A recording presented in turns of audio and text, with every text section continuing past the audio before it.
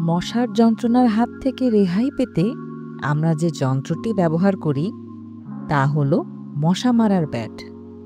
এই সহজ কিন্তু অত্যন্ত প্রয়োজনীয় ডিভাইসটি আমাদের মশার যন্ত্রণা থেকে রক্ষা করে। কিন্তু কখনো কি ভেবেছেন মশা মারার এই ব্যাটটি কিভাবে তৈরি হয়?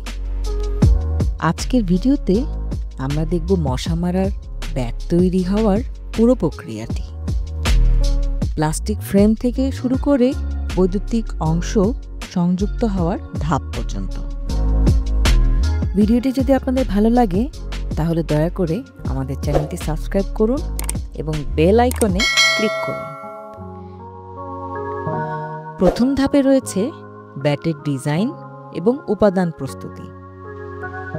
মশা মারার ব্যাট তৈরির প্রথম ধাপ হল এর ডিজাইন এবং উপকরণের নির্বাচন।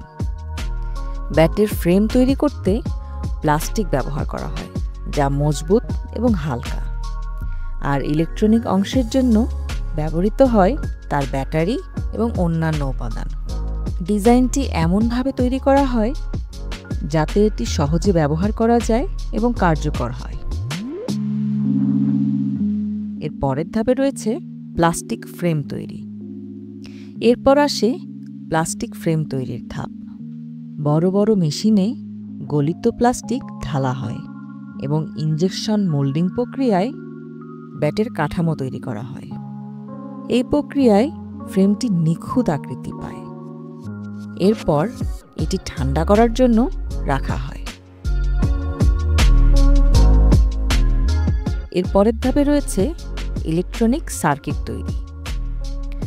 মশা মারার ব্যাটের অন্যতম গুরুত্বপূর্ণ অংশ হল এর ইলেকট্রনিক সার্কিট। এই সার্কিটে থাকে একটি ট্রান্সফরমার, রেজিস্টার এবং ক্যাপাসিটর, যা বিদ্যুৎকে উচ্চ ভোল্টেজে রূপান্তর করে। কারিগরেরা অত্যন্ত সাবধানে তারগুলোকে সোল্ডারিং মেশিন দিয়ে জোড়া লাগান। এর পরের ধাপে রয়েছে জাল লাগানোর প্রক্রিয়া। এরপর ব্যাটের ফ্রেমে ধাতুর জাল লাগানো হয়। এই জালটি বিদ্যুৎ পরিবাহী এবং মশা স্পর্শ করলেই এটি তাদের মারতে সক্ষম হয়। মেশিন দিয়ে জালকে সঠিক আকারে কেটে ফ্রেমের সঙ্গে সংযুক্ত করা হয়। এই প্রক্রিয়ায় জালের টান এবং ফ্রেমের মজবুতির দিক বিশেষ নজর দেওয়া হয়। এর পরের ধাপে রয়েছে ব্যাটারি এবং সুইচ সংযোগ। এরপর ব্যাটের ভিতরে ব্যাটারি এবং সুইচ সংযুক্ত করা হয়। ব্যাটারিটি রিচার্জেবল, যা দীর্ঘ সময় ধরে ব্যবহার করা যায়। সুইচটি এমনভাবে বসানো হয় যাতে এটি সহজেই অন অফ করা যায়।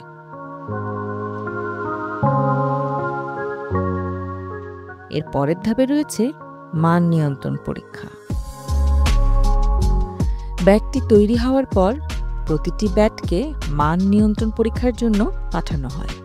এখানে দেখা হয় ব্যাটের জালের ভোল্টেজ ঠিক আছে কিনা এবং এটি কার্যকরভাবে মশা মারতে সক্ষম কিনা। শুধুমাত্র পরীক্ষায় উত্তীর্ণ ব্যাটগুলোই বাজারে পাঠানো হয়। এর পরের ধাপে রয়েছে প্যাকেজিং। সবশেষে ব্যাটগুলো প্যাকেজিং মেশিনে পাঠানো হয়। এখানে প্রতিটি ব্যাট আলাদা আলাদা বাক্সে ভরা হয়। এই বাক্সগুলোতে ব্যাটের নির্দেশিকা এবং অন্যান্য তথ্য লেখা থাকে। এরপর এগুলো বাজারে বিক্রির জন্য পাঠানো হয়। মশা মারার ব্যাট আমাদের জীবনে একটি গুরুত্বপূর্ণ ভূমিকা পালন করে।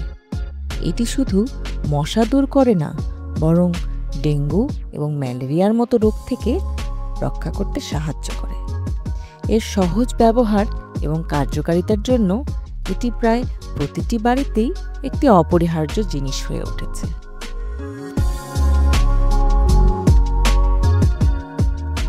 আজ আমরা মশা মারার ব্যাট তৈরির এই বিস্ময়কর প্রক্রিয়াটা দেখলাম। ছোট্ট এই যন্ত্র কিভাবে আমাদের দৈনন্দিন জীবনে এত বড় পরিবর্তন আনতে পারে তা সত্যিই ভাবার মতো।